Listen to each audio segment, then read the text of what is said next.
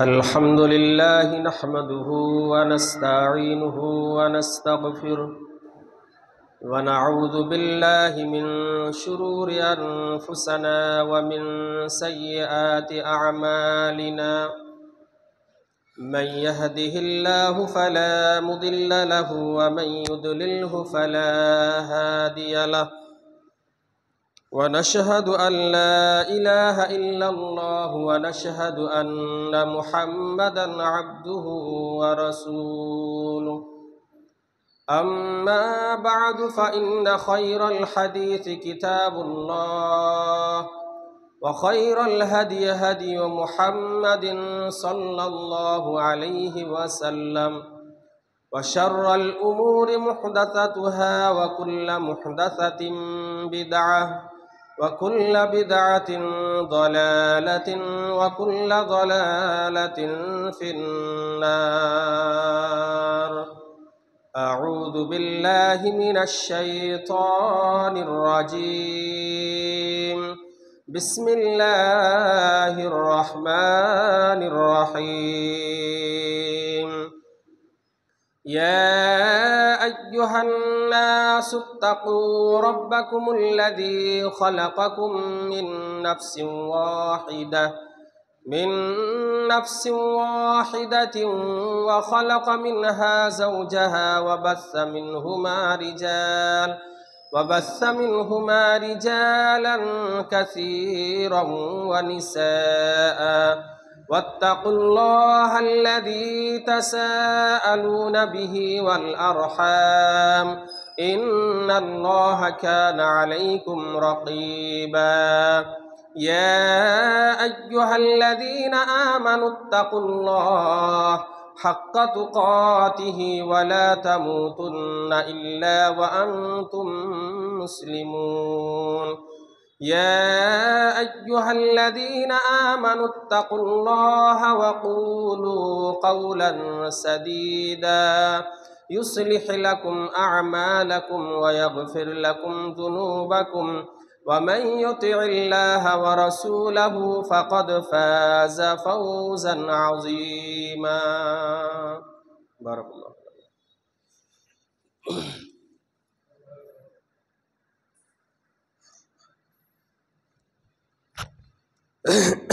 الحمد لله الذي هدانا لهذا وما كنا لنهتدي لولا أن هدانا الله. أما بعد فأعوذ بالله من الشيطان الرجيم. ومن يتق الله يجعل له مخرجا ويرزقه من حيث لا يحتسب ومن يتوكل على الله فهو حسبه. سورة الطلاق.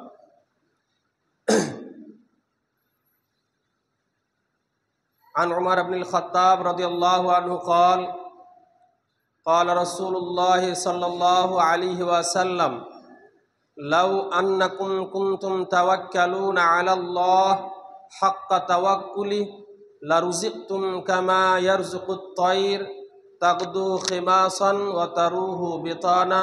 রাহু তিরমিজি। শ্রদ্ধেয় সমবেত মুসলিম সমাজ, প্রশংসা একমাত্র সেই মহান আল্লাহ সুবহানাহু ওয়া তাআলার জন্যই, যিনি অব্যয় অক্ষয় অনন্ত অসীম, যার প্রশংসা করে আমরা শেষ করতে পারবো না। তাই সংক্ষিপ্ত আমরা তার প্রশংসা করে সংক্ষিপ্ত তার শুকরিয়া আদায় করে বলি আলহামদুলিল্লাহ। তারপরে পরেই দরুদ পরিবেশন করি সেই মহামানবের উপর, যিনি দুঃখ কষ্টকে সহ্য করে ইসলাম খানাকে প্রচার প্রসার করে গিয়েছেন। তিনার প্রতি শত সহস্র দরুদ ও সালাম বর্ষিত হোক। আল্লাহুম্মা সাল্লি আলাইহি আল্লাহুম্মা বারিক আলাইহি। ব্রাদারানে ইসলাম, আমি আপনাদের সামনে সূরা তালাকের 2 নম্বর এবং 3 নম্বর আয়াত আনুষাঙ্গিক তিরমিজির একটি সহিহ হাদিস আপনাদের সামনে পরিবেশন করেছি। সেই আয়াত ও হাদিসের পরিপ্রেক্ষিতে আজকের বিষয়বস্তু হচ্ছে আল্লাহ সুবহানাহু ওয়া তাআলার উপরে আমাদের আস্থা বা ভরসা কেমন হওয়া উচিত।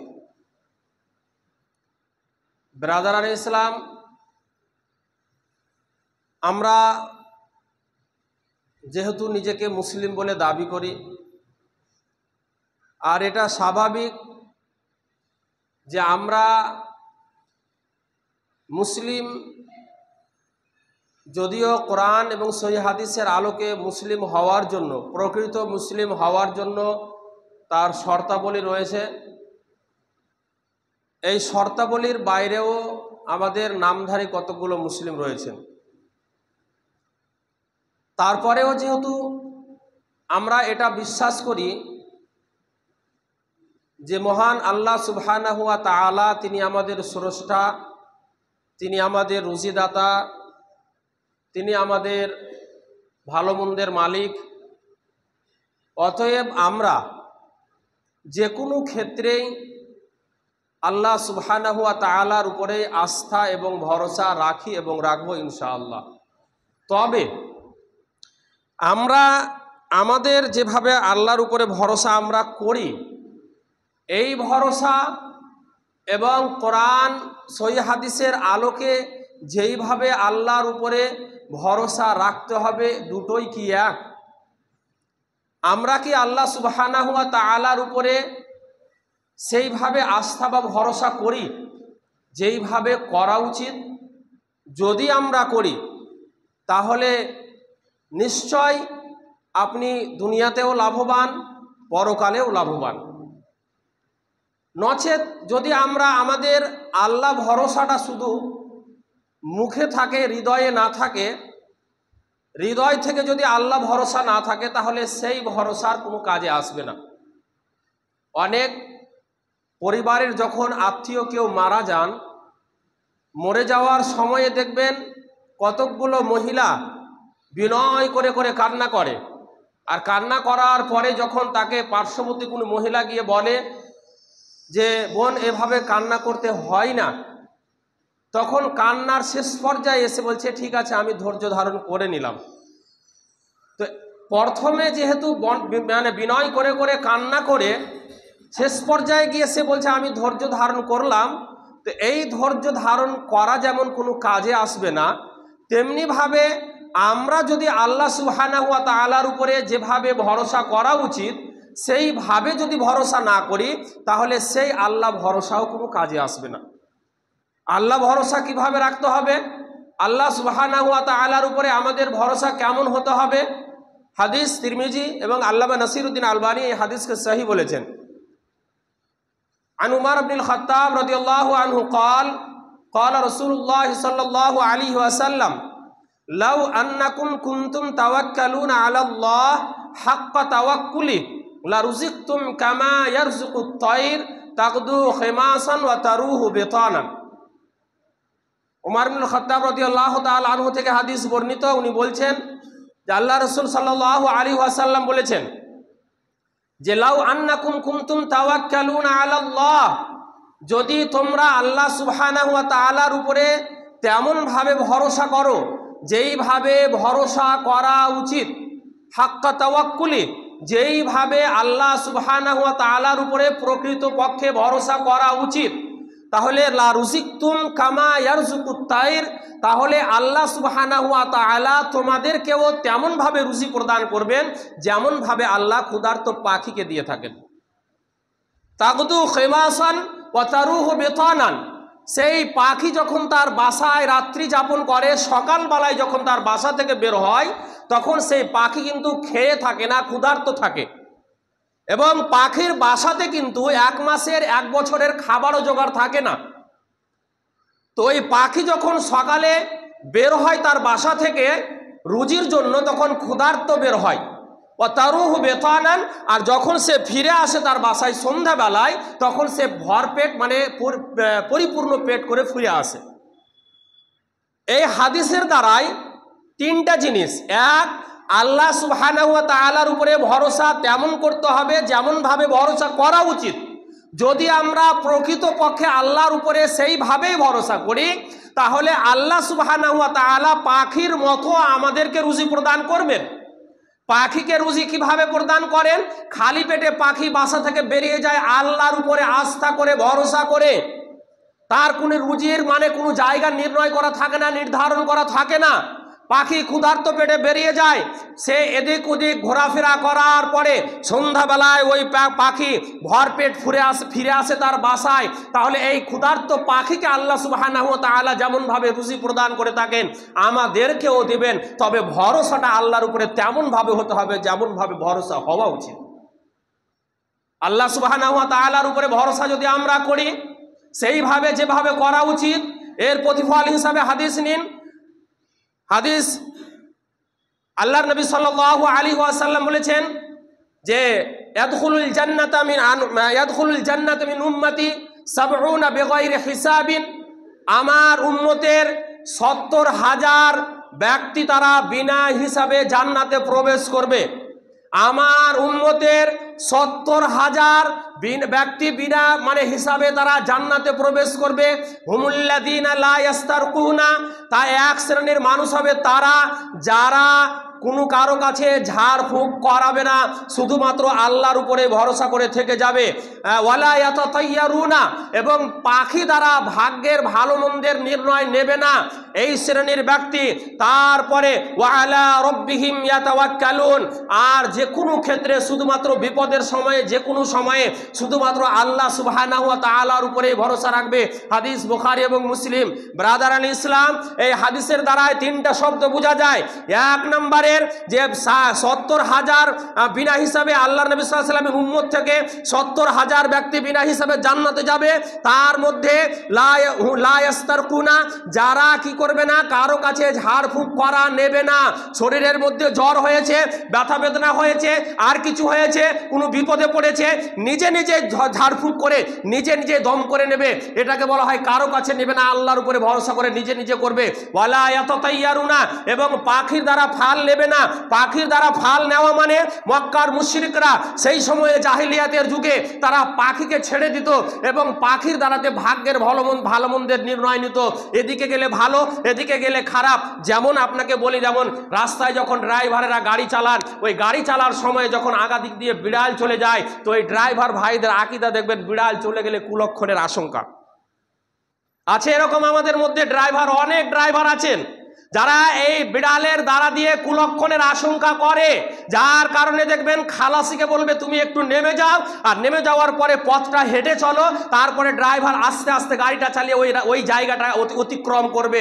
এটা হচ্ছে পাখি দ্বারা ফাল নেওয়ার মতো, বিড়াল নিয়ে একটা ভালো মন্দের আশঙ্কা করা। ওয়া আলা রাব্বিহিম ইয়াতাওয়াক্কালুন, 3 নাম্বার হচ্ছে শুধুমাত্র আল্লাহ সুবহানাহু ওয়া তাআলার উপরেই ভরসা করবে।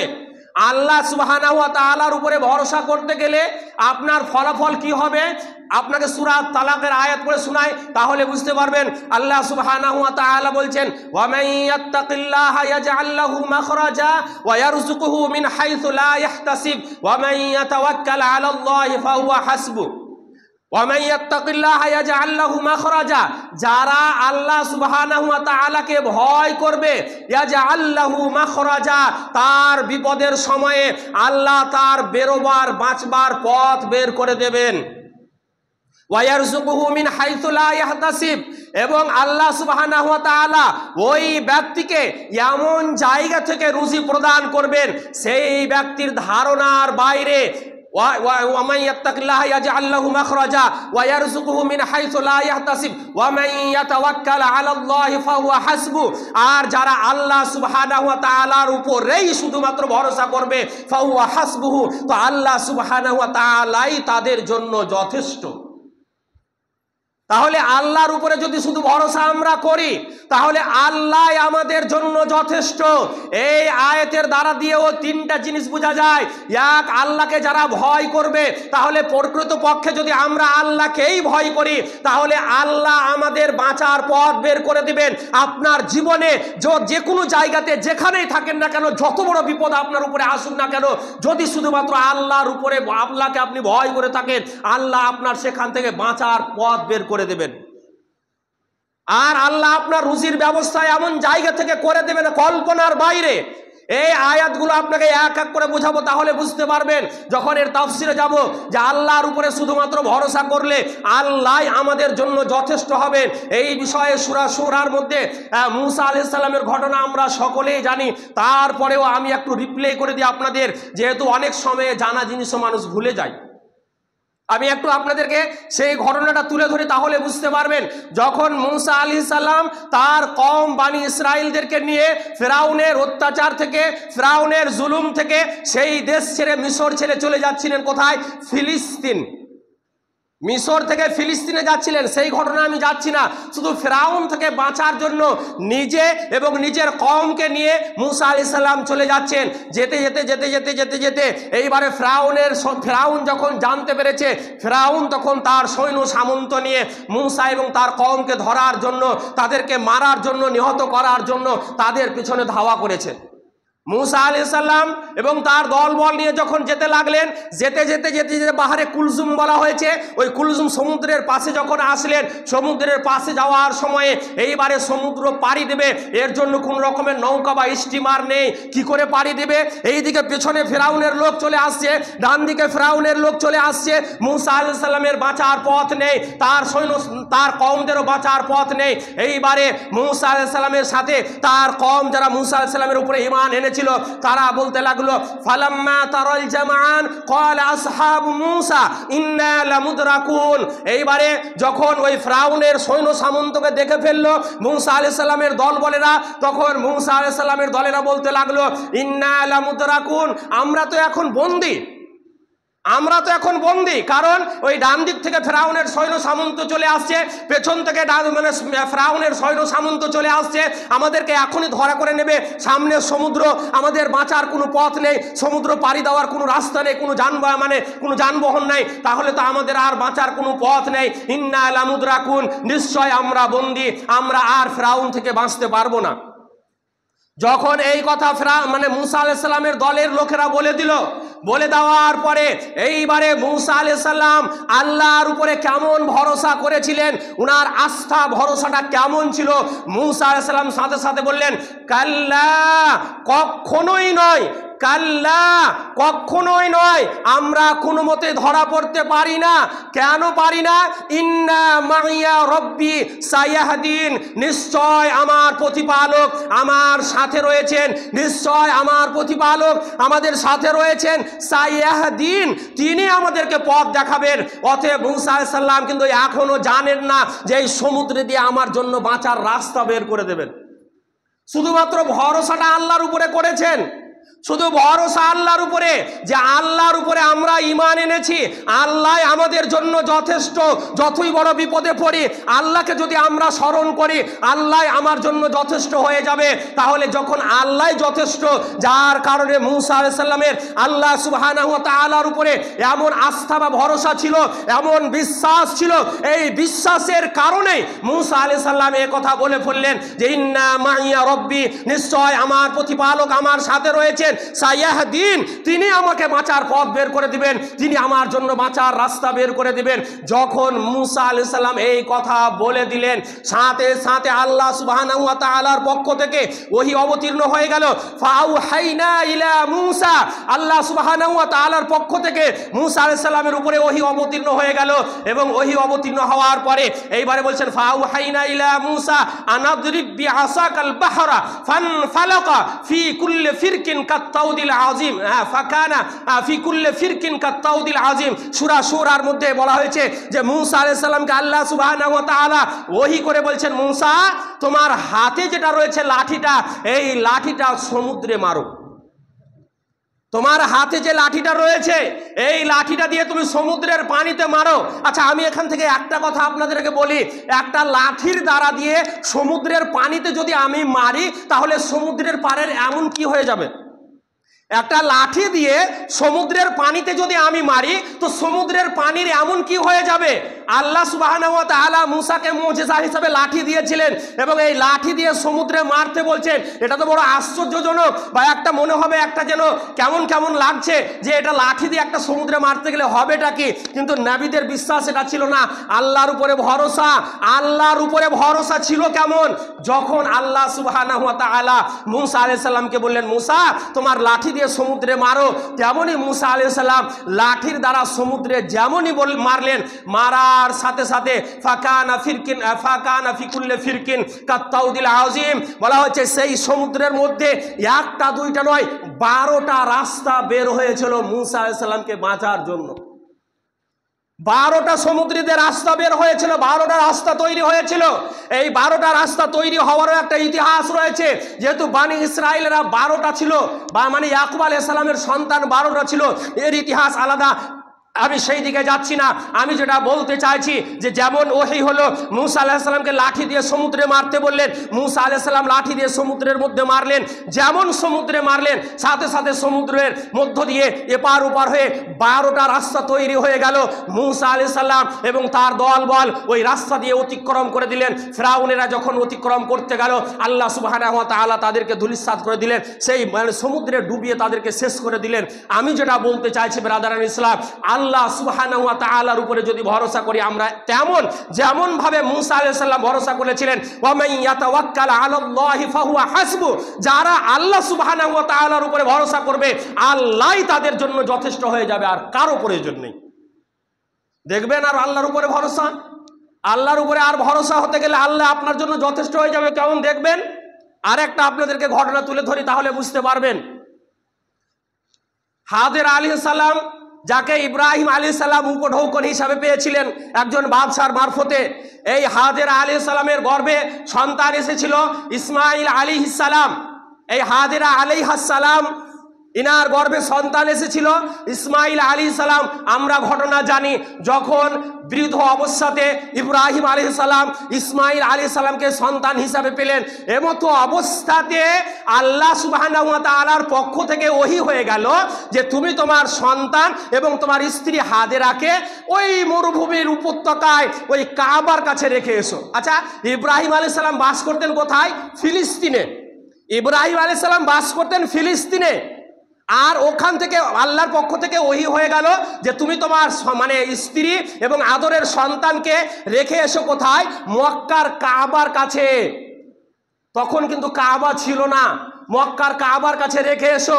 আচ্ছা, ফিলিস্তিন থেকে কাবা কত দূরে? প্রায় আনুমানিক 1000 কিলোমিটার। সেই সময়ে উটের যানবাহনে যদি আপনি ওই ফিলিস্তিন থেকে মক্কা আসতেন, তাহলে 40 দিনের পথ। 40 দিনের পথ। এই মতো সামান্য এই মতো একটা উপত্যকায়, মরুভূমি উপত্যকায়, যেখানে কোনো কিছু নেই, সেই জায়গাতে ওহী হয়ে গেল, সেই জায়গাতে রাখার জন্য ওহী হয়ে গেল। ইব্রাহিম আলাইহিস সালাম তার সন্তান ইসমাইল এবং স্ত্রী হাজেরা আলাইহিস সালামকে নিয়ে চলে আসলেন। আসার পথে সঙ্গে সামান্য কিছু খেজুর এবং সামান্য পানি, যেটা 2-1 দিন 3 দিন 4 দিনের মধ্যেই শেষ হয়ে যাবে, কয়েকদিনের মধ্যেই শেষ হয়ে যাবে। এই সামান্যটুকু খাবার নিয়ে এবং পানি নিয়ে হাজেরা আলাইহিস সালাম এবং ইসমাইল আলাইহিস সালামকে নিয়ে চলে আসলেন। ইব্রাহিম আলাইহিস সালাম কোথায়? ওই মরুভূমি মক্কার উপত্যকায় কাবার কাছে, এবং সেখানে একটা গাছ ছিল, সেই গাছের কাছে ইসমাইল আলাইহিস সালাম এবং হাজেরা আলাইহিস সালামকে রেখে দিলেন। রেখে দেওয়ার পরে এইবারে আল্লাহর হুকুমে ইব্রাহিম আলাইহিস সালাম পিঠ ফিরে চলে যেতে থাকছেন, চলে যাচ্ছেন, সন্তান আর স্ত্রীকে ছেড়ে চলে যাচ্ছেন। যখন চলে যাচ্ছেন, তখন হাজেরা আলাইহিস সালাম বলছেন যে ওগো আমার স্বামী ইব্রাহিম আলাইহিস সালাম, কি ব্যাপার, আপনি এমন একটা জায়গাতে আমাদেরকে রেখে চলে যাচ্ছেন, আনতাতরুকনা বিহাদাল ওয়াদি লাইসা ফিহি ইনসুন ওয়ালা শাই, আপনি এমন একটা উপত্যকায়, এমন একটা জনহীন এলাকায়, এমন একটা মরুভূমি জায়গাতে আমাকে আপনি রেখে চলে যাচ্ছেন, যেইখানে মানুষ নেই, কোনো কিছু নেই, দূর দূরান্ত পর্যন্ত কারো যাওয়ার কোনো আশঙ্কা পাওয়া যায় না, এমন একটা জায়গাতে আপনি রেখে চলে যাচ্ছেন, ব্যাপারটা কি? ইব্রাহিম আলাইহিস সালাম কোনো কিছু বলছেন না, হাজেরা আলাইহিস সালাম দ্বিতীয়বার জিজ্ঞাসা করছেন, তারপরেও কিছু বললেন না। তৃতীয়বার জিজ্ঞাসা করলেন, তারপরেও যখন ইব্রাহিম আলাইহিস সালাম ঘুরেও তাকালেন না, কিছু বললেন না, তখন হাজেরা আলাইহিস সালাম এইবারে উনি বলছেন যে আল্লাহুল্লাযী আমারাকা বিহাদা, আচ্ছা আপনি এবং আমাকে এবং আমার সন্তানকে এই জায়গাতে যে রেখে চলে যাচ্ছেন, তো এখানে রেখে যাওয়ার জন্য আল্লাহ কি আপনাকে আদেশ করেছেন? এটা কি আল্লাহর পক্ষ থেকে আদেশ? যখন এই কথা বলে দিলেন হাজেরা আলাইহিস সালাম, তখন ইব্রাহিম আলাইহিস সালাম মাথা নড়িয়ে দিয়ে বলছেন, নাম, হ্যাঁ এটা আল্লাহর পক্ষ থেকে আদেশ। যখন এই কথা শুনে নিলেন হাজেরা আলাইহিস সালাম যে হ্যাঁ আল্লাহর পক্ষ থেকে এটা আদেশ আমাকে আমার সন্তানকে এখানে রেখে যাওয়ার জন্য, তখন এইবারে হাজেরা আলাইহিস সালামের আল্লাহর উপরে আস্থা এবং ভরসা, আল্লাহর উপরে বিশ্বাস কেমন ছিল, তিনি বলে উঠলেন, ঠিক আছে, যখন আল্লাহ সুবহানাহু ওয়া তাআলা আপনাকে, আমাকে এবং আমার স্ত্রীকে, আমাকে এবং আমার সন্তানকে এখানে রেখে যাওয়ার জন্য আদেশ করেছেন, তাহলে লা ইউদাইয়ুনা, তাহলে সেই আল্লাহ সুবহানাহু ওয়া তাআলা আমাকে ধ্বংস হতে দেবেন না, আমার কোনো ক্ষতি করবেন না, আমার কোনো ক্ষতি হতে দেবে না। তাহলে একজন মহিলা কোলের একটা শিশুকে নিয়ে মরুভূমি উপত্যকায় রেখে চলে যাচ্ছেন তার স্বামী, এবং শুধুমাত্র আল্লাহর কথা শুনে তিনি বললেন যে আল্লাহর উপরে, তিনার আল্লাহর উপরে এমনই একটা আস্থা ভরসা ছিল যে যখন আল্লাহর কথা বলে দিলেন ইব্রাহিম আলাইহিস সালাম, যেটা আল্লাহর পক্ষ থেকে হুকুম, তখন তিনি বলছেন ঠিক আছে, আল্লাহর পক্ষ থেকে যখন হুকুম, তখন আমার আর কোনো ভয় নেই, এখানে আমার কেউ কোনো ক্ষতিও করতে পারবে না, আর আমার কোনো আশঙ্কাও নেই এখানে কারো কোনো। ব্রাদারান ইসলাম, তাহলে আল্লাহ ভরসা কেমন হওয়া উচিত? ওয়া মান ইয়াত্তাকিল্লাহা ইয়াজআল লাহু মাখরাজা ওয়া ইয়ারযুকুহু মিন হাইথু লা ইয়াহতাসিব ওয়া মান ইয়াতাওয়াক্কাল আলাল্লাহি ফাহুয়া হাসবু। এই আয়াতের সার, মানে এই আয়াতের অংশটুকু আপনি এখানে পেয়ে যাবেন। আপনি যদি মিলান, যারা আল্লাহকে ভয় করবে, বিপদের সময় আল্লাহ তার বাঁচার পথ বের করে দিবে এবং তার রুজির ব্যবস্থা এমন জায়গা থেকে করে দিবে তার কল্পনার বাইরে। আজকে যতগুলো হাজি হজ করতে যান, জমজমের পানি পান করেন, কোথা থেকে আসলে এই রুজি, কোথা থেকে আসলে এই বিশুদ্ধ পানি? এই হাজেরা এবং ইসমাইল আলাইহিস সালামের এটা একটা, মানে উনাদের একটা স্মৃতি, এটা একটা স্মৃতি। তারপরে আর যারা আল্লাহর উপরে ভরসা করবে, আল্লাহ তাদের জন্য যথেষ্ট হয়ে যাবে। এইবারে চলে আসি আল্লাহ ভরসা নিয়ে, আপনাকে দেখাই আরো কিছু জিনিস। যেমন বাদশাহ মামুনের সময়ে বাসরা, মানে যেটা ইরাকের একটা শহর, বাসরা বলা হয়েছে। এই বাসরার মানে আপনার বাদশাহ ছিলেন বাদশাহ মামুন। এই বাদশাহ মামুন ছিল বাদশাহ হারুন রশিদের মানে ছেলে, বাদশাহ মামুন। তো এই বাদশাহ মামুন যখন বাদশাহ ছিলেন, তো বাদশাহ থাকাকালীন উনার পক্ষ থেকে একটা, সেই উনার আওতায় যতগুলো আলেম ছিলেন, সমস্ত আলেমদেরকে উনি কি করতেন? ভাতা প্রদান করতেন। ভাতা প্রদান করতেন কতটা করে? 500 দিরহাম করে উনি ভাতা প্রদান করতেন সমস্ত আলেমদেরকে। এবং ভাতা প্রদানের মধ্যে একজন আহলুস সুন্নাত ওয়াল জামাতের বরেণ্য আলেম মুহাদ্দিস মুহাম্মদ বিন মুসলিম বিন আফফান, যিনি বাসরার মুহাদ্দিস ছিলেন, উনিও ছিলেন। তো বলা হচ্ছে যে বাদশাহ মামুন যখন এক সময় একটা মানে চিঠি লিখলেন, তার গভর্নরের মাধ্যমে একটা চিঠি লিখলেন। চিঠিটাতে লেখা রয়েছে যে আমি যতগুলো আলেমকে এবং আমার আওতায় যতগুলো আলেম পড়ে, যাদেরকে আমি ভাতা প্রদান করি, তাদেরকে গিয়ে বলে দাও যে আজ থেকে তারা যেন কোরআন আল্লাহর সৃষ্টি এই কথাকে বিশ্বাস করে নেয়। কথা ভালো করে বুঝবেন। তুমি গভর্নরকে বললেন বাদশাহ যে আজ থেকে ঘোষণা দিয়ে দাও এবং চিঠি পড়ে শুনিয়ে দাও যে আজ থেকে বাদশার পক্ষ থেকে এটা আদেশ যে সকলকেই মানতে হবে কোরআন হচ্ছে আল্লাহর সৃষ্টি। কোরআন আল্লাহর সৃষ্টি, কোরআন আল্লাহর সৃষ্টি নয়, কোরআন হচ্ছে কালামুল্লাহ, আল্লাহর কথা। কোরআন আমরা আল্লাহর সৃষ্টি। গাছপালা, নদী, পাহাড়, পর্বত যত কিছু রয়েছে এইগুলো হচ্ছে আল্লাহর সৃষ্টি, কিন্তু কোরআন আল্লাহর সৃষ্টি নয়। কোরআন হচ্ছে কালামুল্লাহ, এটা হচ্ছে আল্লাহর কথা। কিন্তু বাদশাহ তার বাদশাহী দেখাবার জন্য জোরপূর্বক আদেশ জারি করে দিল যে যতগুলো আলেমকে আমি ভাতা প্রদান করি সবাই যেন এটা সাক্ষ্য দেয় যে কোরআন হচ্ছে মাখলুক, মানে আল্লাহর সৃষ্টি। কোরআন হচ্ছে আল্লাহর সৃষ্টি। এই কথাটা যখন বাসরার মুহাদ্দিস মুসলিম বিন আফফানকে যখন পড়ে শোনানো হলো, তখন মুসলিম বিন আফফান বলছেন যে আমি এই কথাকে স্বীকৃতি দিতে পারি না, যদিও সেটা বাদশার কথা হয়। আমি এই কথাকে কখনোই মানতে পারি না, এই কথা কখনোই আমি স্বীকৃতি দিতে পারি না, যদিও এটা বাদশার আদেশ হয়। কারণ কোরআন হচ্ছে কোরআন সৃষ্টি নয়, কোরআন হচ্ছে আল্লাহর কথা, এটা আমি কখনোই মানব না। যখন এই কথা বলে দেওয়া হলো, বলে দেওয়ার পরে বাদশার কাছে খবর চলে গেল, চলে যাওয়ার পরে বাদশার পক্ষ থেকে আদেশ এলো যে যদি আপনি এটা না মানেন তাহলে আপনাকে যে 500 দিরহাম ভাতা দেওয়া হয় সেই ভাতাটা বন্ধ করে দেওয়া হবে, সেই ওয়াজিফাটা বন্ধ করে দেওয়া হবে। মুহাম্মদ বিন মুসলিম আফফান বিন মুসলিম তিনি বলছেন যে আমার এতে কোনো কিছু যায় আসে না, যদি আমার ভাতা বন্ধ করে দেওয়া হয় আমি কখনো এটা মেনে নিতে পারবো না। আর এটাই হচ্ছে হক্কানি আলেমের পরিচয়, এটাই হচ্ছে হক্কানি আলেমের পরিচয়। হক মানে হকপন্থী আলেম যারা থাকবে, কোরআন এবং সহিহ সুন্নাহর উপরে যারা আমল করবে, যে এই ধরনের আলেম যারা থাকবে, তারা যেখানেই থাকুক, সেখানকার সর্দার হোক, মরল হোক, যেই হোক না কেন, সে যে যাই করুক না কেন, আর তার উপরে যতই প্রেসার হোক না কেন, কোরআন এবং সহিহ হাদিসের উপরে কথা বলবে। আর এটাই হচ্ছে হক্কানি আলেমের পরিচয়, এটাই হবে হক্কানি আলেমের পরিচয়। কালকে একজন ফেসবুকে দেখলাম একটা আলেম বলছেন যে যারা পশ্চিমবাংলায় ইমামরা ভাতা পায় তারা হক কথা বলে না। আমি তার মুখে ঝামা ঘুষে দিতে চাই, ভুল বলেছেন উনি। এখনো অনেক আলেম রয়েছেন, হাজারো হাজারো আলেম রয়েছেন যারা ভাতা নেই, তারপরেও কোরআন এবং সহিহ হাদিসের উপরেই কথা বলেন, কাউকে দেখে তারা ভয় পান না। হক্কানি আলেম কোনোদিন কাউকে দেখে ভয় পায় না। যতদিন দেহে শ্বাস থাকবে হক কথা বলবো, কোরআন হাদিসের উপরে কথা বলবো, এতে যাই হবে হোক না কেন।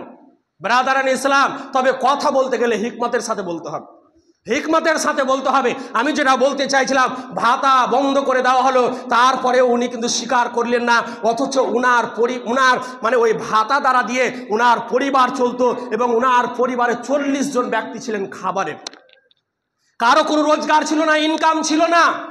40 জন ব্যক্তি ছিলেন উনার পরিবারে। বাড়ি চলে গেলেন মুসলিম বিন আফফান, উনি বাড়ি চলে গেলেন মুহাদ্দিস। বাড়ি চলে যাওয়ার পরে এইবারে স্ত্রীর সাথে কথোপকথন বলছে। স্ত্রী তখন বলছেন, কি এমন ব্যাপার ছিল, আপনি যদি এই কথাটা মেনে নিতেন, এমন কোন একবারে ব্যাপার ছিল আপনি মেনে নিতেন, দেখুন আজকে 500 দিরহাম বন্ধ করে দেওয়া হলো, আর বন্ধ করে দেওয়ার কারণে আজকে আমরা কি খাবো বাড়িতে, 40 জন রয়েছে আমাদের পরিবারে, আর কি খাবো আমরা বাড়িতে, ওর দ্বারা দিয়ে তো আমাদের সংসার চলছিল। তখন বলছে, তুমি চিন্তা করো না, আমার ভরসা আল্লাহ সুবহানাহু ওয়া তাআলার উপরে রয়েছে, আল্লাহ আমার জন্য যথেষ্ট রয়েছেন। অতএব এই কথা বলতেই আছেন, সাথে সাথে বাড়ির দরজায় একজন নক করছেন, বাড়ির বাহির থেকে একজন বাড়ির দরজায় নক করছেন। তখন মুহাদ্দিস সাহেব উনি গিয়ে দরজা খুললেন। দরজা খোলার পরে এইবারে একজন ব্যক্তি দাঁড়িয়ে আছেন, সালাম মুসাফা হয়ে গেল। সালাম মুসাফা হয়ে যাওয়ার পরে মুহাদ্দিস সাহেব জিজ্ঞাসা করছেন, কি ব্যাপার, আপনি আমার বাড়ির দরজায় মানে? তখন বলছে, আমি আপনার বাড়ির দরজায় এসেছি এই জন্যই, শুনলাম নাকি যে বাদশাহ আপনাকে যে 500 দিরহাম ভাতা দিত, তো আপনি এটা মানেননি যে কোরআন আল্লাহর সৃষ্টি, হকের উপরে আছেন বলে আপনার ভাতা বন্ধ করে দিয়েছে। বলে হ্যাঁ করে দিয়েছে। বলে ঠিক আছে তাহলে আজকের পর থেকে আপনি হকের উপরে আছেন, হকের উপরেই থাকবেন। ওই বাদশাহ আপনাকে 500 দিরহাম দিত, আমি আপনাকে 1000 দিরহাম প্রত্যেক মাসে মাসে দেব, এই কথা বলে দিলেন। আল্লাহর পক্ষ থেকে রুজি চলে আসলো, আল্লাহর পক্ষ থেকে রুজি চলে আসলো। হকের উপরে ছিলেন, আল্লাহর উপরে ভরসা করেছিলেন। সেই জন ব্যক্তি একজন বড় আতরের ব্যবসায়িক ছিলেন, উনি এসে মুহাদ্দিসকে বলছেন, আপনি হকের উপরেই দাওয়াত দিয়ে যাবেন, আপনাকে 500 জায়গায় 1000 দিরহাম মাসের মাস দেব।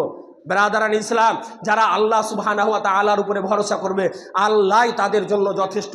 এবং আমাদেরকেও আল্লাহ সুবহানাহু ওয়া তাআলার উপরে তেমনভাবে ভরসা করতে হবে যেমনভাবে ভরসা করা উচিত। আল্লাহ সুবহানাহু ওয়া তাআলার কাছে শেষের বেলায় দোয়া করব, ইলাহাল আলামিন, আল্লাহ গো, আমরা যেন যথারীতি সবসময় তোমার উপরেই আস্থা এবং ভরসা করতে পারি।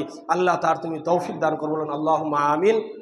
اللهم صل على محمد وعلى آل محمد كما صليت على إبراهيم وعلى آل إبراهيم إنك حميد مجيد. اللهم بارك على محمد وعلى آل محمد كما باركت على إبراهيم وعلى آل إبراهيم إنك حميد مجيد. ربنا تقبل منا إنك أنت السميع العليم وتب علينا إنك أنت التواب الرحيم. سبحان ربك رب العزة عما يصفون وسلام على المرسلين والحمد لله رب العالمين. السلام عليكم ورحمة الله.